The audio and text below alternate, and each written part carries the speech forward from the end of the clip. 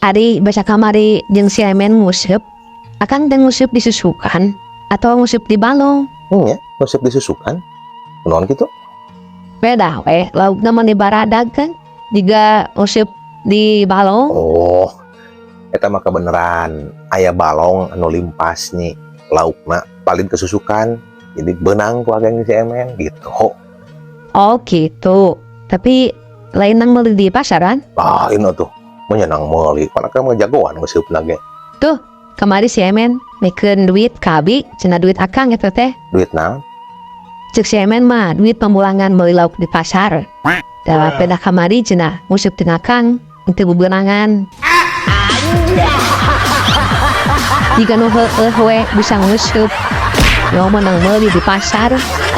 Dasar berobokok.